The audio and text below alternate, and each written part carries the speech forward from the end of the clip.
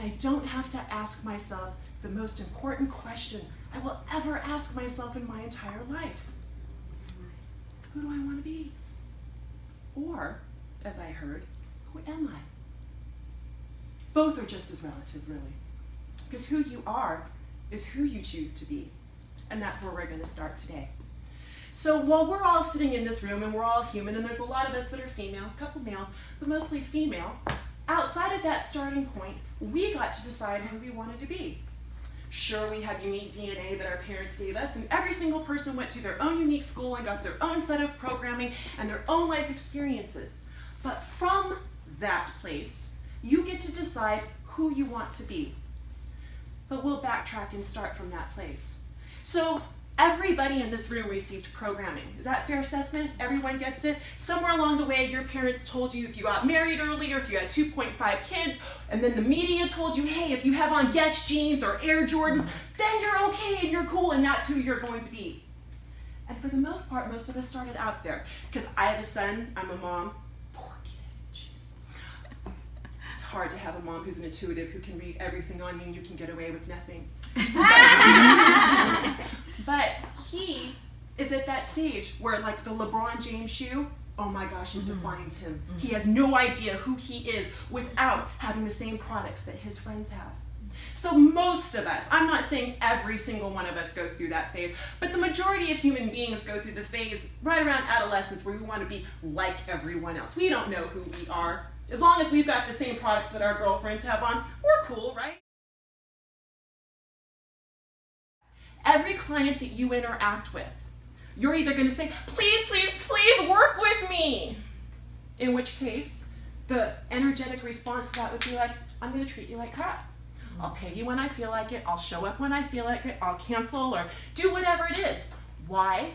Because who you're being dictates that you're treated that way.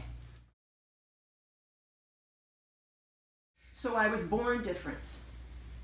Obviously different. But guess what? So were you, so were you, so were you. But the more the same you are like everybody else, the more you want to be the same like everybody else. Because you go, oh, well, she has pink nail polish. Oh, she has bell bottoms on. No, skinny jeans. That's who I am. No, it's not. Who you're being in that moment is someone who's not inquiring within to ask who you are. Like the skinny jean phenomenon. Since I'm talking to some fashionistas, I love them. I think they look great on so many girls. But you know, as someone whose legs are already really long, they make them just look that much longer and not in a cute way. So I don't buy them. But when I see them out, do I have to think, I'm not as cool as Kim Kardashian or Khloe Kardashian who's rocking the latest, True Religion skinny jean. I have to be okay with who I am.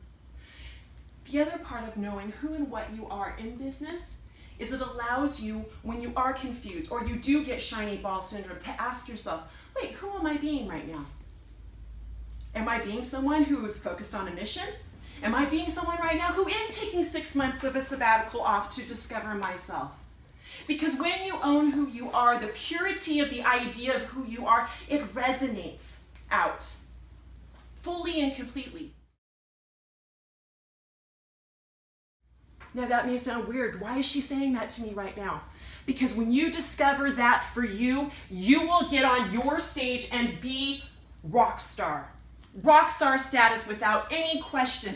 As long as you look outside of yourself to be something else, you will draw out your power. It is draining from you. There is nothing there.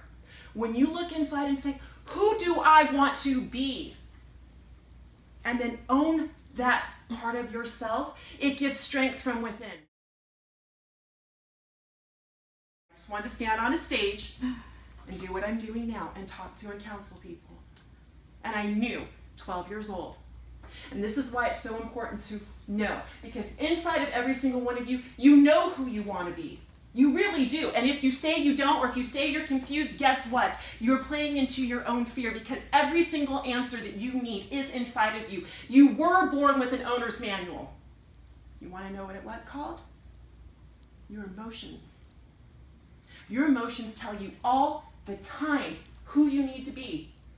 And from a raise of hands, would anyone in this room like to know how that works? Sure. Great. I figured 1 or 2 people in this room might want to know how their compass works, how their manual works. So I'm just going to kind of blend God, universe, and source energy into one. Is everyone cool with that? Yes. All right. So that which created you is inside of you. You are made from that which created you. There is nothing outside of that which created you because it's all energy, boiled down to its farthest point.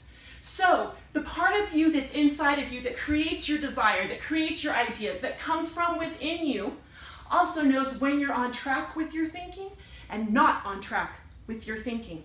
Because that which created everything is not afraid of anything. Why would it be? It created everything. There's nothing outside of it. There's no evil demonic outside. There's no dark outside. There's nothing outside of it. So it's in you.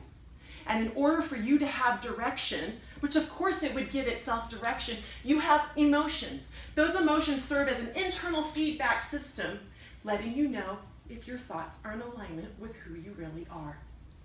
So, happiness, peace, content, true north. They are your true north. They are the part of you that lets you know that your insides, the way you're thinking, your thought pattern, your thought stream, your belief system are in alignment with you. If you are sad, if you are anxious, if you are fearful, guess what? You're not thinking right about the situation. It's proven. If you are afraid, you're not thinking right about the situation. Because newsflash, we all die. No one gets out of here alive. So that's not the fear point. Maybe pain is the fear point. So then your mind is meant to use to get you out of that pain.